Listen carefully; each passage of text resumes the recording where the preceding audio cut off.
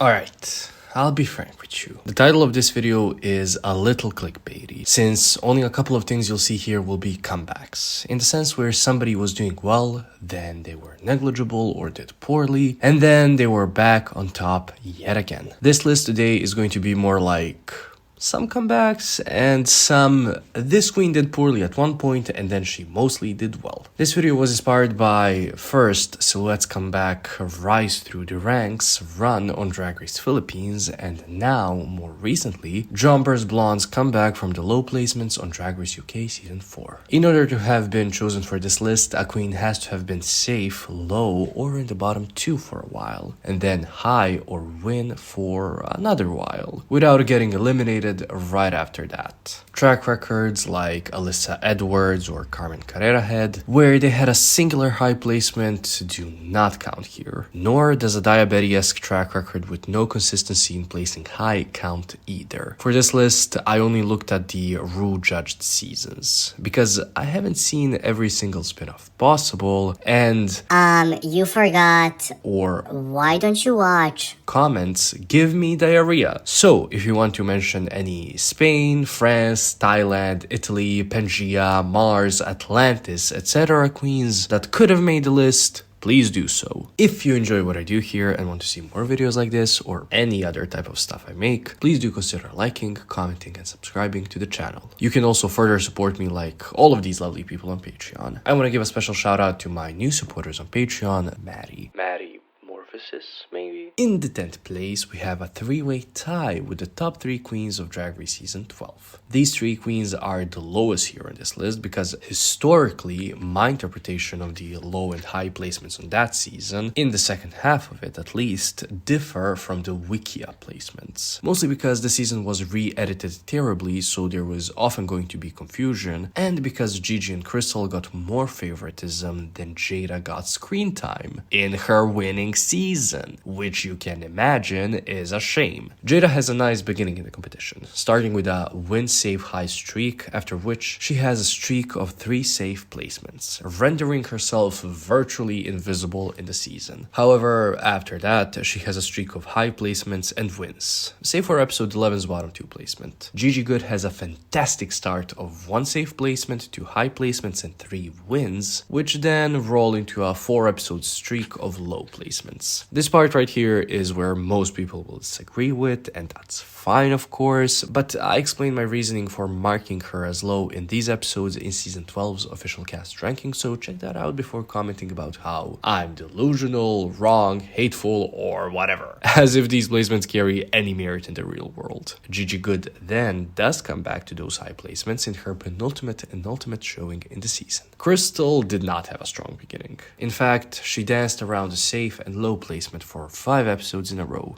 and then had a streak of 3 high placements, a safe placement, and then her first and only win in the season. She does get a bottom 2 placement in the top 5 episode, but Season 12 goes completely off the rails after the political debate episode. So honestly, anything past episode 8 is frustratingly bad. I talked about why episode 8 is very emblematic of the season in my How Jaida Legend Hall 1 Season 12 video that I posted like a year or so ago, so you should check that out too. Next batch of placements will consist of queens that had a streak of only 2 safe or low placements of course, but then they went on to have high placements. In the 9th place, I'm going to put Adore Delano on Season 6. Adore's storyline in the season actually adds on to her being on this list. She started out the season pretty weak, which went well with her storyline of being a little rough around the edges, but very charismatic. Basically, when it came to hard work and pure skill, Adore at first did not give us that. But as the season went on and she grew more confident, she started getting those high placements. She did later on go to have 2 bottom 2 placements, but just like her low placements in the beginning, that helped her get a win in the season's last episode, which was a ball challenge. And if you've seen Season 6, you know that Adore dreaded runway-related challenges. In the 8th place, I put Monét on Season 10, and her streak of 2 bottom 2 placements in episodes 4 and 5. Monét did not win any challenges on Season 10. However, even when she was safe, she was usually a mini challenge winner, which would give her some screen time, so she was never invisible in the season. However, she placed in the bottom two episodes in a row, which really lit a fire under her ass, because after that, she had a streak of 4 high placements. Of course, sadly, she did get eliminated after that, but her comeback to the high placements was also followed by the constant storyline of, will she, won't she, in regards to winning a challenge. Now, if you ask me, episode 6 was her episode, and she was easily the second best competitor in episode 7. However, the show did not have a queen like her in mind when looking for their winner. Honestly, her All-Star 7 run could have made it onto this list as like a comeback between seasons, so let's consider that an honorable mention and a possible future video topic. In the 7th place, we have Bebe Zahara Benet's comeback and ultimate win, of course, on the first season of Drag Race. If you go back and rewatch season 1 of Drag Race, you see that Bebe is not a competitor for the crown in the beginning, having a safe and then a low placement in the first 2 episodes. However, she then goes on to dominate episode 3, cementing herself as a competitor for the crown, securing the crown in episode 5 after the production hand-picked her over on Jána. Other than that one bottom 2 placement, Bebe was high or won until the end of the season. In the 6th place, we have Willam. Is it just me, or does anybody else sometimes forget that Willam was on Drag Race and was a very good competitor at that? However, in the first 3 episodes, she was anything but that, placing safe, low, safe. I do have to mention that Willam did ask in, I believe, episode 2 to lip sync, as she was the team leader of the losing team. The show did not allow her that because they saw somebody else as disposable in episode 2. And Willam was a somewhat big name at the time. She was kind of the social media queen before the social media queen archetype came into existence a couple of seasons later. After the 3 episode streak of not so stellar placements, Willam was high or won, with only one bottom 2 placement in episode 7. Next up, we have Naomi Smalls in the 5th place. But of course, Naomi Smalls on season 8. Naomi's track record kind of cemented her role as the silent killer and the defining queen of Drag Race on VH1. She started out very slowly on season 8, showing almost no versatility, very little skill, with her only high placement coming as a result of being in a high group in episode 4. And then she was in the bottom 2 in episode 5. However, after that, it's almost like a completely different Naomi came to compete. She won the challenge right after her bottom 2 placement and then was high until the end of the season. If the top 4 challenge had been a competitive one, she probably would have been high there as well. Okay, maybe I'm lying. Maybe she would have been in the bottom 2 with Kimchi. Who knows? In the 4th place, I put Asia O'Hara on season 10, of course. Asia started off season 10 kind of like Monét, with 2 safe placements and a high placement. Albeit, her high was a win. After that, she had a streak of 5 non-high placements, going low, safe, safe, low, bottom 2. Her not-so-stellar placements came as a result of her role in the season, which she seemingly chose for herself, the mother of the group.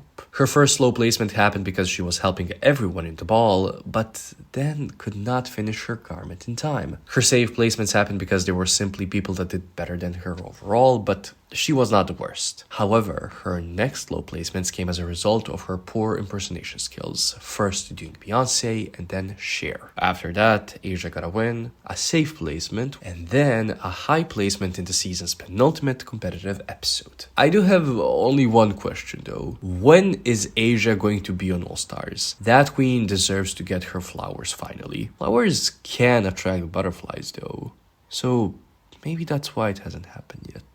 In the 3rd place, we have another season 10 queen, Aquaria. I have to mention this again, but yeah, the first 3 episodes of the season are making another appearance here. Aquaria during them was safe, low, safe. These first 3 episodes were used to set up Aquaria's storyline. She came into the season as the social media queen that's full of herself. She kept being taken down a peg, first by Miss Cracker, then by the Vixen, resulting in a full transformation both as a competitor and as a person in episode 4. After that, Aquaria sort of became the hero of the story. Well, she was the organic hero. while we were also forced to root for Eureka. In episode 4, Aquaria won her first maxi challenge, then had 2 safe placements, and then won again in episode 7. In the span of 4 episodes, Aquaria won the ball and snatch game, some of the most important challenges. After that, she gets another streak of low placements, placing low, safe, low. Season 10's mind-numbing judging and favoritism really starts to show in episode 9, so the less I say about that episode, the better.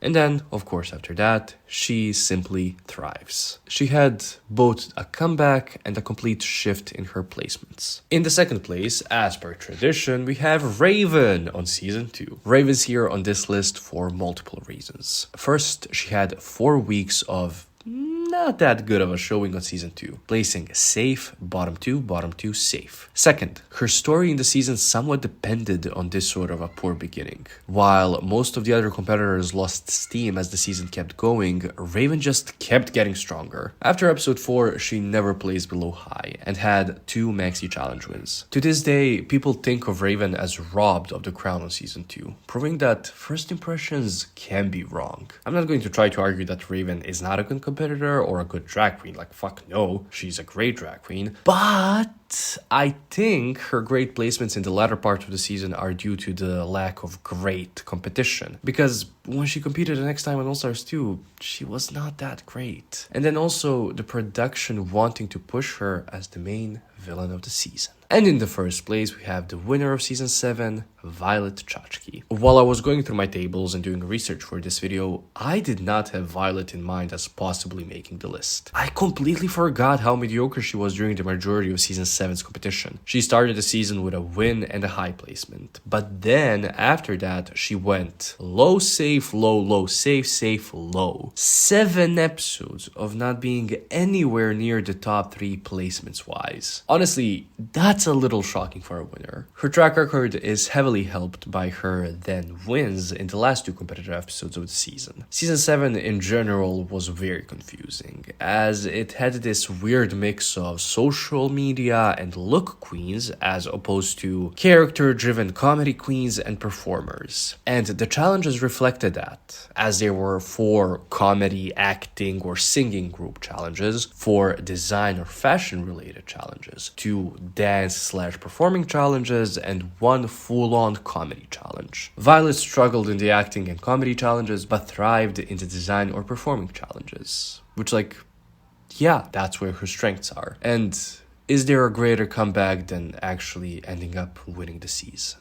I don't think so. And that's it. That's the video. As you could see, these entries here focused on competition-related comebacks or complete shifts in placements. However, there are also those one-off storyline-related comebacks or triumphs that I could talk about, if you are interested in that. Thank you for watching.